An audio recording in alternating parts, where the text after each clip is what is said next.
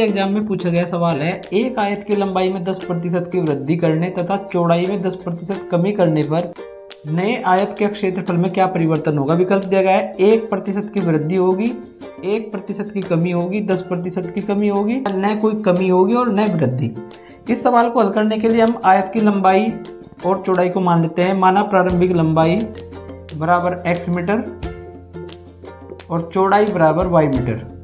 तो प्रारंभिक क्षेत्रफल क्या होगा, प्रारंभिक क्षेत्रफल A1 बराबर होगा लंबाई गुना चौड़ाई यानी XY वर्ग मीटर। अब आयत की लंबाई में 10% की वृद्धि करने पर नई लंबाई कितनी होगी। अब क्योंकि 10% की वृद्धि है, 100% x है, इसमें 10% की वृद्धि करेंगे तो ये हो जाएगा 110 x बटे 100।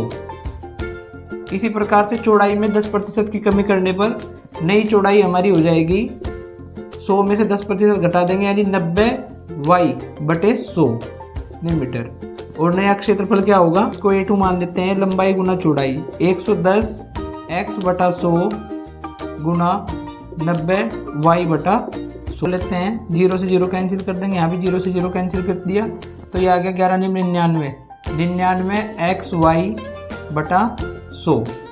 इस प्रकार से क्षेत्रफल में कमी आई है। इसके लिए हम प्रारंभिक क्षेत्रफल में से द्वितीय क्षेत्रफल को घटा देते हैं। प्रारंभिक क्षेत्रफल था xy माइनस 99 xy बटे 100। इसको घटाने पर क्या होगा, 100 की गुना यहाँ पे हो जाएगी, ये आ जाएगा हमारा xy बटा 100 इतने वर्ग मीटर।